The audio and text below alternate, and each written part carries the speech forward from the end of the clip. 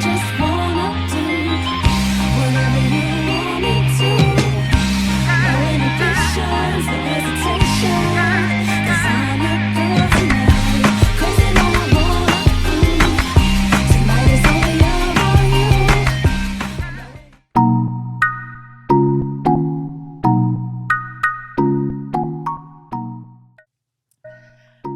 Hello, we are back. It's been a long time, right? Welcome to Paging Creatives. This is a page and a channel that I created as a resource for creatives. Pursuing a creative career can be a frustrating, isolating journey, and so I sit down with working creatives, professionals who are forging their own paths in hopes to enlighten, inspire, maybe we can even network with one another. I've missed this. I'm very excited about our next guest, Jordan Watland. Hello. Thank you, Bella. Pleasure to be here. Yay. I love that you're doing the show. I love Thank everything you. about it to inspire people to forge their own paths. Yeah. Tell people how we met, because we met in an interesting way. We did. We met not far from here, actually, a couple blocks on Sunset when we were striking together in this lovely hot labor summer, as they called it. Yeah. We were both watching a Neutral Gate at Netflix, I guess we all met a lot of. That was one thing that was beneficial and kind of nice about the strike is getting to meet people like you, and some people you connect with, some people you can talk very easily with. Yeah. And we did that, and we talked about a lot of things that we'll probably cover here Here today. as well. But yeah, it was lovely to meet you there, and I think that we're both probably happy. I know we were just talking about this before we started recording, but that the deals that each you're in SAG-AFTRA and I'm in WGA. That we got are different and contrasting, but that we the strikes are over. I think we're both happy that we're not still sitting out there in those little lawn chairs looking at license plates. Tell people there's so much that I didn't even know about a strike. Tell people what it is to do, like if you're at a neutral gate, like what's the responsibility of that and why? Oh, sure, yeah. Well, that was so we started in May with the WGA strike. I can't remember. I guess it was the 2nd of May was when the strike officially started, until September 27th or so. And throughout that time, I was a WGA captain, still am a WGA captain. And so we were at all the studios around the country, pretty much, and they had people at other shooting sites and whatnot. But when it came to neutral gates and the studios, particularly in LA, we essentially, what a neutral gate is there was something, and I hope that these facts are close, or what I'm about to say is close to the facts. But the one of the either Biden or Trump administration had set a policy that if you are picketing something, if you are striking against a company, there still has to be, at whatever building or property is being picketed, you still have to grant access to third parties. So if we were at Netflix, for example, there has to be a way for KTLA was also, I think it was KTLA, was also on that property. So they needed a way. We weren't picketing against them, so they needed a way to enter and exit without people walking in front of their gates or whatever. So that's what a neutral gate is. The other gates were called reserved gates, and those were the pardon me. That's okay. Those were the gates that Netflix and CBS was also taping on that lot, so they could use the gates that were having picketers walk back and forth across, but they could not use neutral gates. So what we did was to watch what vehicles entered and exited and mark those as and so that the WGA and SAG could look into if they were Netflix cars, essentially coming in and out, and if they were, then, and this happened at Paramount. But if they were, if a truck was delivering something for a Netflix shoot or whatever, and I don't think they shot, I mean, I can't really, this is just me postulating, but I don't think they shot much. It was more in executive buildings. But if a truck came in and out, for example, the Paramount lot, that happened for one of their productions, the WJ lawyers or SAG lawyers could shut down a neutral gate. And so they did shut one down, is my understanding, at Paramount, a few blocks away from us. Yeah, that was kind of just to learn all the different things. I didn't know there was so many legalities as it relates to a strike, what you can and cannot do. But yeah, I'm glad excited Right. it's over. But because we were at the neutral gate and we were kind of just sitting there and just, recording license plates, we had a lot of time to talk, and we discovered that we almost have the same birthday. We do. Yeah. You Both, were about to have a birthday party and you were like, I don't know who's going to be there. mhm. So I'm like, I got to be there. I get there and then all these people are there. Jordan is very loved.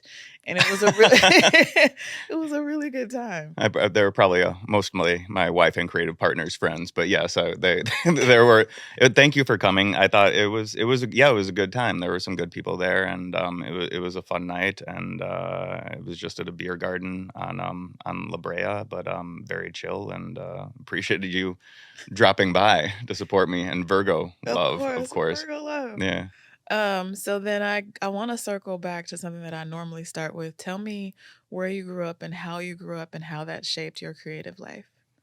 I was raised in the suburbs of Minneapolis. Went to Minnetonka High School. Grew up in a place called small town village, whatever, called Deep Haven. My dad lived there. Well, both my parents lived there. They divorced when I was around 8, separated a couple years before that, and my mom moved to Minneapolis, to the South Minneapolis area for a while. So I grew up in Minneapolis and in the suburbs. And I think that I still love the lake. I love the area. My sister still lives in Minneapolis around the Lake Harriet and Lake of the Isles and Lake Harriet in Minneapolis. And I still love going back there. I think that as far as it shaping what I do, I think my parents both had a very big, not necessarily where I grew up, but both my parents had a very big influence on what I do. My mom loved writing and reading. She still is she and my sister are much bigger readers, going through like 1 or 2 novels a week, much bigger readers than I am. My father's more of a fantasy sci-fi kind of guy. Just asked me to get Clive Cussler books for him for Christmas. Nice. Yeah. So I think that kind of coming from that family really informed my love of writing. My mom's love of someone like Kurt Vonnegut, who's, that kind of is where I come from too. He's a Midwest. He's from Indianapolis and wrote a lot about Hoosiers and Indiana. And so I connected to a lot of that, and a lot of Garrison Keillor, who's a big Minnesota writer and radio personality. I don't think he does it anymore, but he'd probably do a podcast if he does it now, if for Prairie Home Companion, if he did it now. So I just loved writing from an early age. I went to the University of Michigan to swim, really, but also my father was he did aerospace engineering at Purdue University. And so that kind of, again, going back to my parents, informed what I wanted to do. I was pretty capable in math. And so I went to the University of Michigan to initially go to the engineering program with hopes of going into aerospace engineering, kind of like my dad. But then I started reading a lot of philosophy there, Nietzsche in particular, and that changed my life, I would say. Plus, I wasn't great at writing algorithms, computer algorithms. So that was one of the classes that we had to do, I think, freshman year in engineering at Michigan.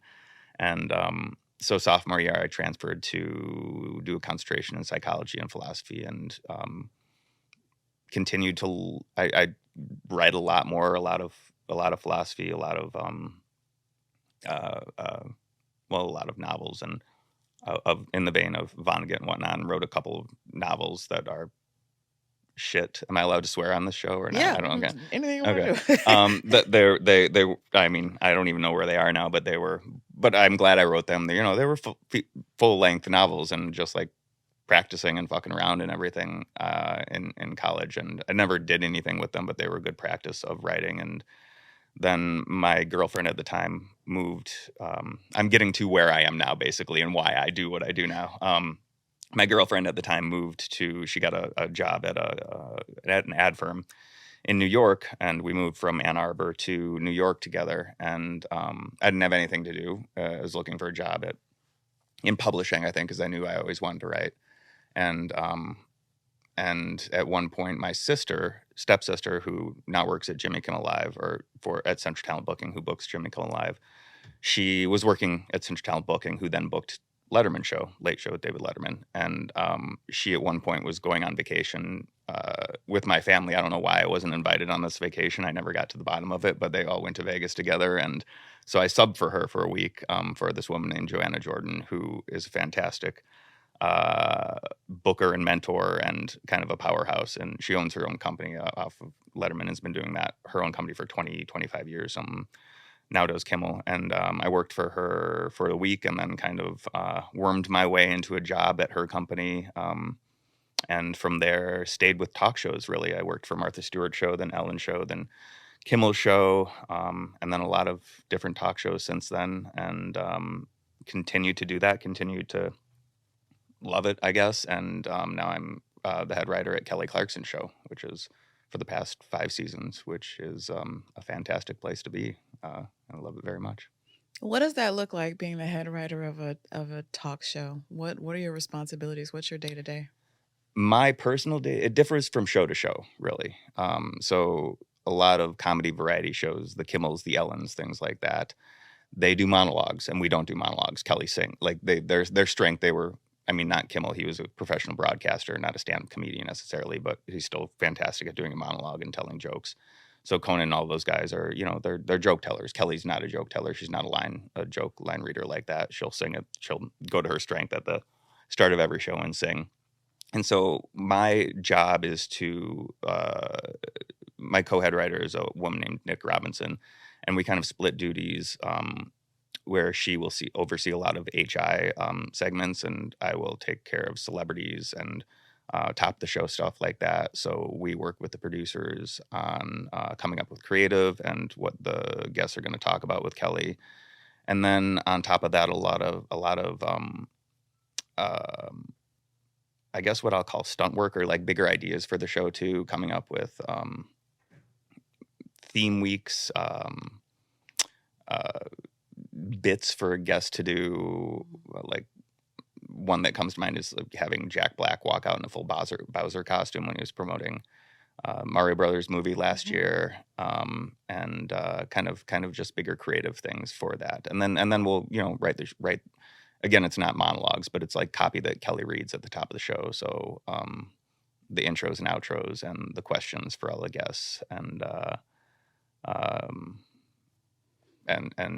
how the guests are going to answer and everything like that. So it's like scripted but not scripted, I guess, in a way. Because that's what I was going to ask next. Do you know what you're going to ask the guests, and you kind of know what they're going to say? Do they give you things in advance, like, well, I just went to the Hamptons last week and asked me about that? Do they give you anything to go off of? So that's what I came up while I write the show now. Like what I came up doing is exactly what you just said, like doing celebrity interviews. So at really at Martha Stewart too, I was an PA and AP on that show. But like at all the other shows since then, I've done pre-interviews. What you just described was a pre-interview with the usually actor, but it could be anybody from a politician to an author, and would ask them. Some people, I'll say, will come with things that are ready, like they keep which is a blessing for a segment producer who's doing an interview. If they're like, I just went to the Hamptons, I have this great story about fighting a squid on the beach. We can talk about that. That rarely happens. Usually it is closer to, they're on a press tour and they're really tired. And you have to, a lot of the skill within that is to make the pre-interview, because, it's part of it's doing a junket or whatever too. It's a lot of the same fucking questions for them over and over again. And as you can imagine, it just gets tedious to answer the same thing. So we try to make it a little more fun, make it unique to Kelly, and then to make the pre-interviews hopefully seem, and this is what I always did on those other shows too, but make it seem like a conversation. So usually, ask where they are or what they're doing and whatnot, and then get into different stories that you read in research maybe, or that nowadays, back when I was doing it, we didn't have Instagram or Twitter or whatever it's called now, X. So like now you can kind of sometimes look at a post or a photo and be like, Bella, I just saw you posted you were fighting with the squid, and like what happened there? Tell me the story there, and you can get into that. But back when I was doing it, it was a lot of really, I guess, a fishing expedition to stick with our Hamptons theme here. But it was a lot of kind of finding good areas for them on the pre-interview, and those would last like 20 minutes, whereas like a 20-minute pre-interview would be be used for a 7-minute segment or something. So you would take the good stories and then pitch them to the host usually, and go from there. So yeah, it's planned, but once they get out there, like they will tell us, like everyone would, like it's not like you have to hit these lines and Right. everything like that. It's like, okay, Kelly's going to ask you about the Hamptons, and then you can tell the story about the squid kind of thing, and it's kind of loosely arranged like that, more or less. How long did it take you to get from where you started with the inadvertent you took a job when everybody else was on vacation to then being head writer? Because it's a big deal, and it's How an long incredible did coup. it take? I think so. I guess that was 2003 or 4 that I started working for Central Talent Booking, and then I started at Kelly in 2019, just before the pandemic, when the show started. And so whatever, what is that, 16 years, I guess, something like that. Well, now you've been in it for 5, but there's and- no going back, right? So and- now that you're head writer, you won't then have to go back and. I hope they don't demote me. Maybe they.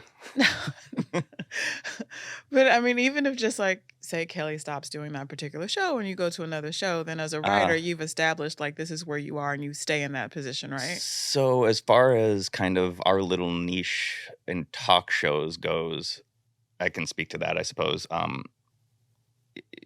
Ideally, no, I wouldn't go back, but the landscape for talk shows changes all the time. So I do know people that were head writers or EPs of certain talk shows that have gone to be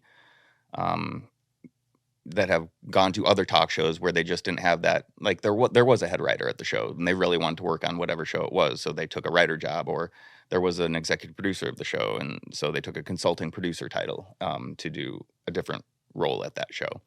So no, you never want to go back in terms of career advancement, but sometimes the landscape or the opportunities, or you just want to be you want to work for, I don't know, John Oliver or something like that, and there isn't a head writer job, but you really love what he does, and you're like, I think I could do that job really well, to do these 15-minute monologues or diatribes on a certain topic, and so you take that opportunity just to be part of that. And I think that, as I get older, I was going to say as we get older, or like as people get older, but I'll just speak for myself. As I get older, it becomes more and more valuable to be part of, and important to be part of, something that you respect and like watching on TV, or like seeing on film, or like hearing on podcast, or whatever it may be. So I think that while I don't regret decisions I made when I was young, like I was offered at one point a writer's assistant, or maybe a PA, I can't remember exactly what it was, job on Gossip Girl, like season 1 or 2, and the rate that they were going to pay me was, I think, half of what I was making at, I don't know where it was either Ellen or Kimmel in LA at the time. And so I said no, but if I would have said yes, that would have changed the trajectory of my career dramatically. I would have probably been working in scripted TV instead of talk shows, which is something that I love too. Like I love, writing features, writing TV pilots. I do love that kind of writing too, and I still love novel writing and speech writing, all kinds of writing, I suppose. But yeah, that would have, there's a number of things that in each of our lives, in my life, that becomes that kind of when you look back at it, you're like, oh, that would have, what college I picked to go to, choosing that job or not choosing that job, obviously who your partner is, things like that, that are just really inform where your life goes. But I also have come to understand that, without seeming too, I don't even know what the term is, my partner would say hippy dippy about it. Like we're all kind of where we're supposed to be. Like, and the more you can kind of get Lean into comfortable. that. Yeah, exactly. Lean into that and celebrate that really on a date instead of being bitter that you aren't somewhere else or could be farther along, or it's really important to enjoy.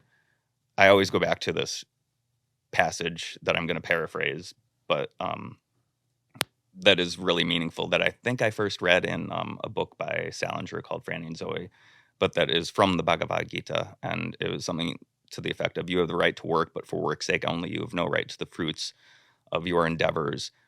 The fruits of your endeavors must never be the purpose for you working. And so that just has always taught me to, as people would say nowadays, to be in the moment and to enjoy. I mean, it's changed, like, oh, this is new, we're supposed to live in the moment now, but really it's ancient knowledge that people have been using and ignoring for millennia, really. Using and ignoring. Yeah, I mean, it's life is full of those paradoxes where we do both at certain times. So, but that has always stuck with me, and I think that I mean, I love my show. I love the showrunner. I love the host. And so on a day-to-day basis, I feel blessed and really pleased about where I am and everything, even with those looking back on the decisions and, it could have been a lot different, I guess. Yeah.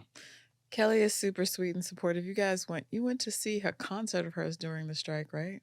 Yeah, in Vegas. She was doing the chemistry. We went with a group of us from the show and saw it, and it was the first time that I had seen her. I was telling one of her backup singers, her session singers, afterwards, because we see them perform every day too, 90-second episodes performances for the karaoke, and they're fucking amazing. They're just like, they're obviously professionals and the best and Grammy-winning professionals and whatnot. But like when I saw her at Vegas, I was telling her, Jesse Collins, afterwards, one of her singers, that it was kind of like on a day-to-day basis, it was like seeing Steph Curry. The summer, I was comparing it to the summer because the summer Steph Curry was playing a lot of golf, and he was amazing at golf, and he got a hole in one at once, I think, and got in the hole from like 200 yards away from a fairway at one point. You're like, oh my God, he's just good at getting balls in holes. It's his thing.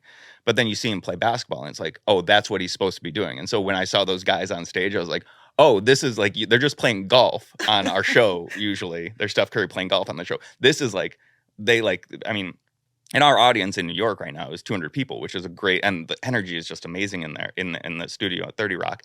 But like seeing her perform in front of thousands of people at the theater in Vegas was just a completely different, it was like, wow, like it blew my mind what they're capable of doing on that scale too. So it was really cool to see that. And I'd never seen her perform like that before. I was a fan. Her voice has made me, since Idol, since 2001, I think it was, which I remember watching in New York with the girlfriend at the time that I lived with there. Her voice, Kelly's voice, is just giving me chills, and still to this day, she'll sing certain notes. You're like, holy shit! Like it, right. Is another experience. But her voice is, as she says on the show a lot, like she is almost. Her voice is more mature now, and it's amazing. Like it's different. I think she recently said she's a better singer now, which I'll agree with, of course. But like but it's just matured, and it still has that kind of, what for me personally, the experience for me personally, it has that kind of it transports me when she hits certain notes to a feeling with, like, physically from whatever quantum world is physically within my body, and gives me chills still. So it's it was cool. So 30 Rock is such an iconic place to work and be. What's that like? And then what's the difference is there a difference in the writer's room between a scripted show and between, like, do you still have 8 to 10 writers working under you? How does it work? Are you guys in a room coming up with things? Is it not different? Since COVID? Okay. We're all remote now. There's only 3 writers on the show now. We did have 4 last year.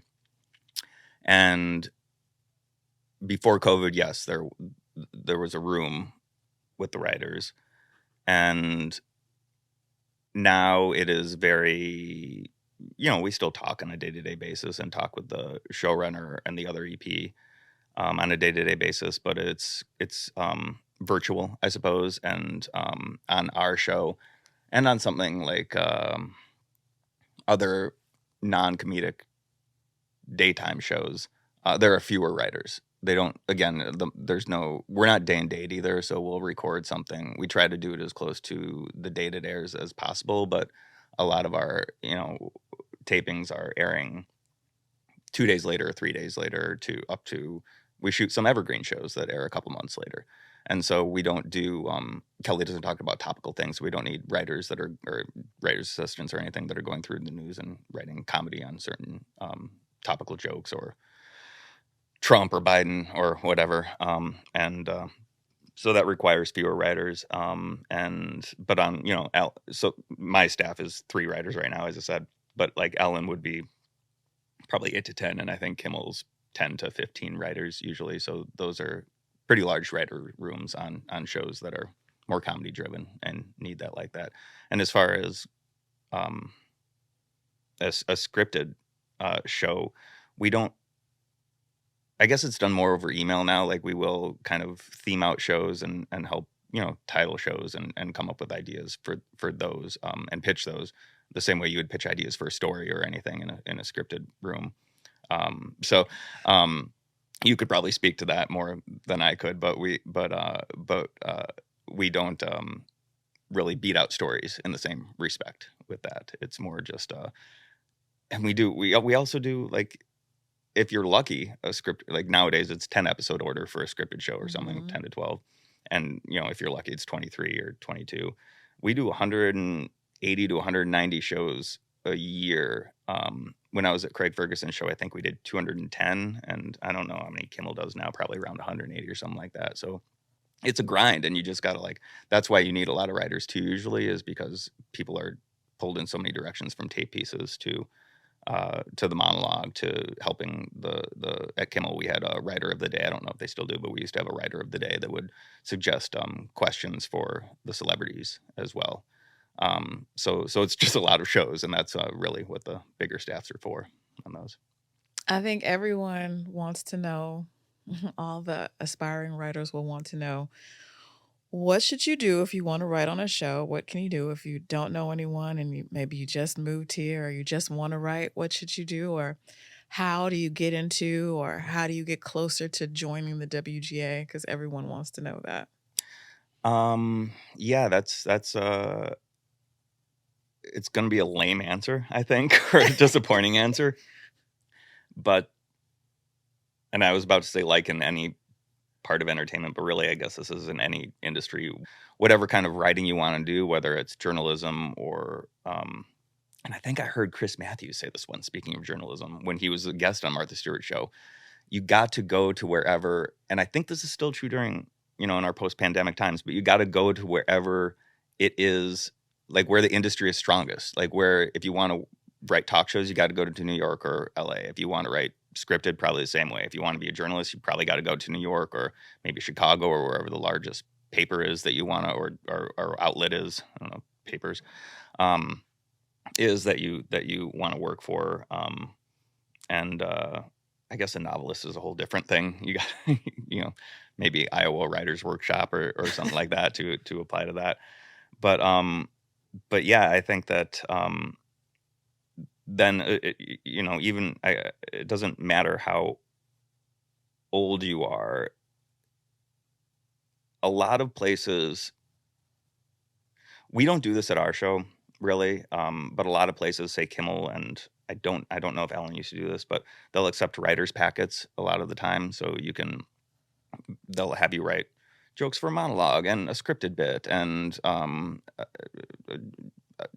a field bit with Sal or whatever they're doing at the time. They'll have you do options for that, and then give you a shot. Usually it's a 13-week thing that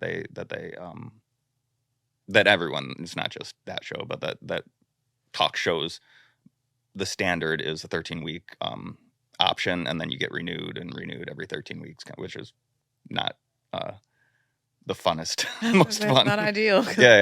Situation. And it was the same for producers. Like I remember doing a show for TBS that there was the same situation. I was producing it, not writing it.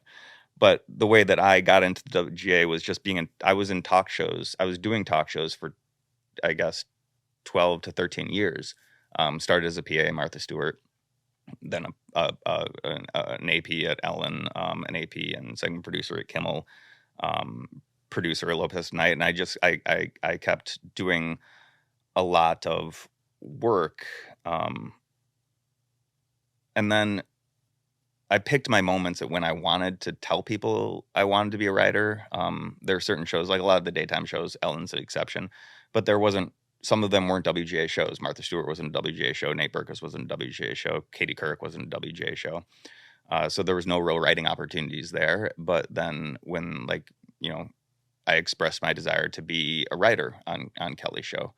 And I think that having just talk show experience and being able to do that allowed me to get into WGA that way, through Kelly's show, like NBC or whatever the entity, Utah's, sponsored me to get in the show, and another show, like if Bill Nye Saves the World, which I also did at Netflix, if that would have gone on another year, I probably would have written on that show and gotten into it that way. But really, it's just like being in the place that you want to be. Is that my phone ringing, or is that? So you were writer's PA?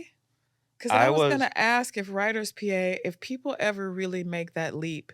I know people not a lot, but I know a couple people who are writer's PA on a couple shows. Mhm. Then I know a couple of people who are actors who are on shows, because I was telling you that's what I kind of want to do before. Maybe being in a writer's room was Mhm. not something that I wanted.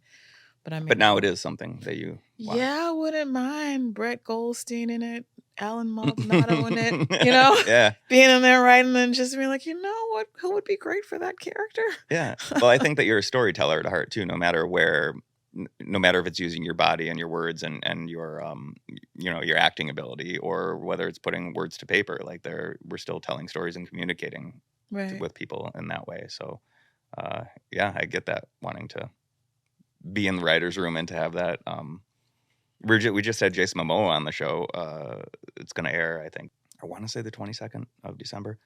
But he had on the latest Aquaman, he has a story by credit because he did that same thing. He wanted to, I believe it was his idea to make Aquaman a father in the second one. So like I love that about like when people cross over, when actors or I don't know, art department, anybody, like there are, and on our show, like people in our art department have given me suggestions for game ideas and things like that. And ideas come from anywhere, and story can come from anywhere. And I think that's kind of the beautiful thing about working in the industry we do, is that it's all, the old saying is it starts with the words, but really the story continues to change a little bit. The actors change it a lot. The director changes it a lot. The editors change it, when they're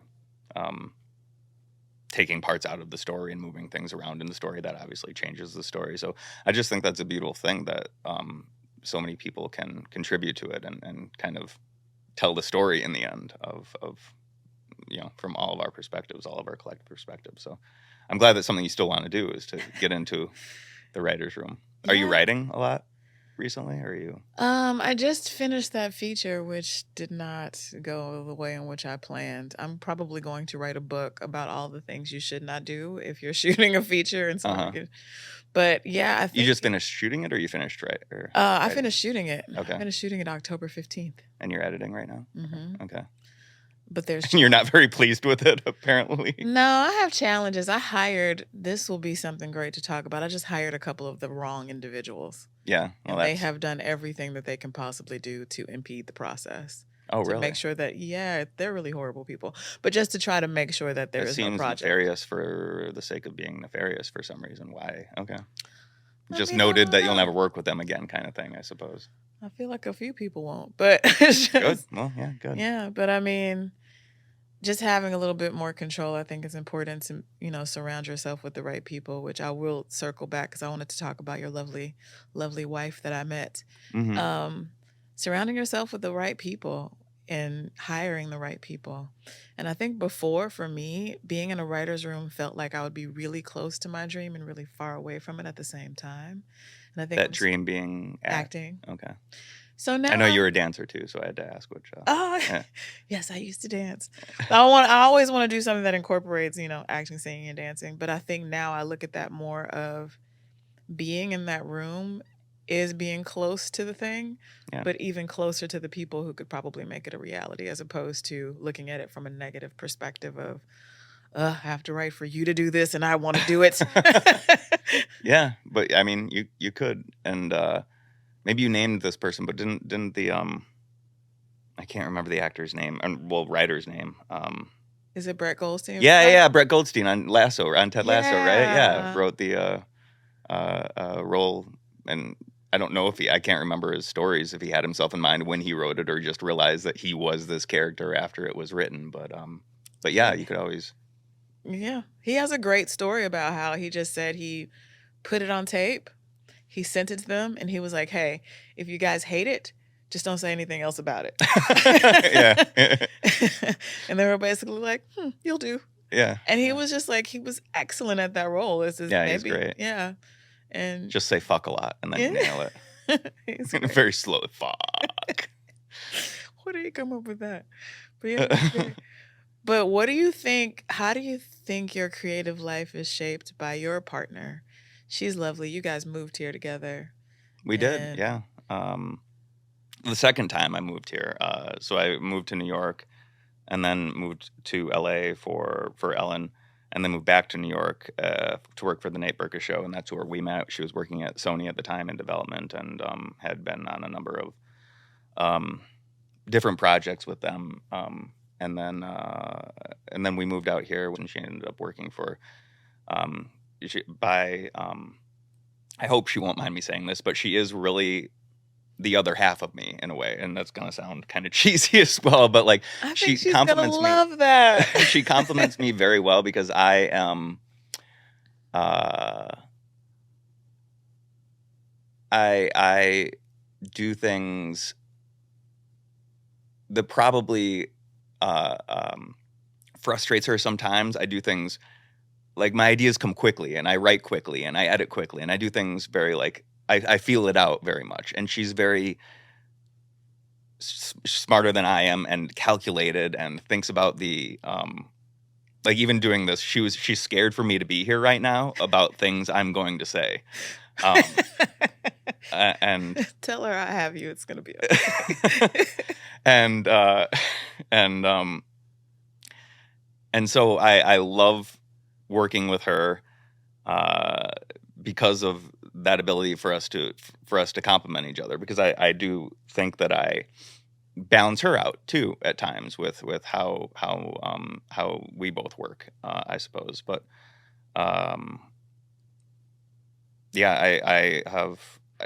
we have been doing this for our little company of us have been developing for various studios and networks over the past 5 years, and I really, and it's hard to as you know, to create something and get some like backing, and it's always fun when something does go, and the more you like, people are added slowly. Like when you did your feature, I'm sure people like it just started with you, and then like one other person, then one, and it's so fun to see it come together. Really. So we've, I've had a lot of kind of fun doing that with her over the last 5 years, and I think that I believe that we're going to have success doing it because we complement each other and finding. And I'll say this about the people I work with: Alex Duda, who's our showrunner at Kelly, and Kareen Gunning, who's the other EP there, and Kelly herself, who's also an EP on the show. Like working, and I kind of hinted at this or said this explicitly before, but working with them is what you're after at a certain point in life. It's the same thing with Bahar, my creative partner and wife. No matter what we do, it's good to do it, and it's good to do it with them, and it's good to do it with her, and so that is, you always hope for success, and you always work for success, but you have to again, in any business, I'm sure, but in this business, there's so much no. We here, actors here, writers here know, creators here know so much that it is important to, again, work for the work's sake only. It is probably the most important thing, because you'll drive yourself crazy. You'll become frustrated and give up if you don't just love the process, I suppose, and finding your own process and finding the people to do that with are the most important thing, and then you just want to keep doing it. And so I've been, again, in the past 5 years, actually, with Kelly and with my work with Bahar, have been extremely lucky, all pandemics aside, to be able to do that with those people. Yay. That's a great note to end on. I just have one more thing. So, what would be your dream job and why? Or are you already living the dream? Are you one of those people who are, you know what? I'm living my dream. My dream is already here. As far as talk shows, I might be living the dream. I mentioned this before, and I'm not asking him for a job by any means, but I love, and I'm only saying this because Kelly doesn't do this, and I would never want to end my job at Kelly. I think it is the place I want to be, and I feel like I am living the dream in that respect. I love all kinds of writing, as I said, too, and to be able to do like a 15-minute monologue on infrastructure for John Oliver would be absolutely amusing to me. Like, it would just be fun. It would be like to hit those beats, to have that, to hit the rhythm right with the kind of monologuers. I love speech writing too. To be able to do that would be really cool. But what my dream job is to have Kelly's show go on for the next, I don't know, as long as she is going to gift us by doing it. I'll say 20 years, just for fun. I think she's got it in her. And I would love to stay with that, but we all in this business do other projects too. You didn't just do your feature, you're working on other acting projects and writing projects, and this wouldn't go for like John Oliver's show because it's, a talk show. It's not really a competing talk show, but that's just something that I would be amused having to do. I would love to continue. I wrote a manuscript that is actually good, and that is being shot by an agent right now. So that would be a dream job to continue to get that published, and then continue to be able to write novels like that. And then I would love to write a feature someday. You and I can write a feature together and hire the right fucking people this time. I am going to hold you to that. I'm going to hold you to that. Yeah. Tell how we're doing. Yeah, I think the dream is just all like continuing to do what I do now, especially with Kelly, and Alex, and then trying to do other forms of creation and writing and shows, and just kind of seeing what is possible. Yay. All that's going to happen. Thank you so much for sitting down with me today. Yeah, it was very fun. Thank you for having me. I'm again glad you're doing this podcast and inspiring people, and that I hope that a lot of people continue to go after their dreams because of your podcast. I hope so too. Yeah. It's worked a little bit. I don't know if I've mentioned it before, but I've had a couple people who they wanted to do certain things. They were a little scared. One of my friends, I called him a model. He didn't want me to call him a model. He ended up like getting modeling jobs after that. He was I remember that. No, we saw him on Virgo Day at Netflix, I think. Yes, we did. He came out. He called him. You manifested modeling for him. He's been doing really good, so it is working in good respects. Tell people where they can find you if you want them to find you.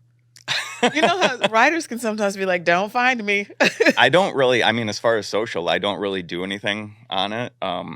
I stalk other people on it pretty much. But where can they find me? I don't know. Watch Kelly Clarkson Show on your local NBC affiliate, please. Download the affiliate app. Yes. And watch there. And continue supporting her and our show in that way. That's where you can find me. Thank you. Yeah. Well, hi. Thank you so much for watching our episode of Paging Creatives. Like, subscribe, download, go listen on Spotify. All those things help the channel. Creatives, I love and support you. Keep creating.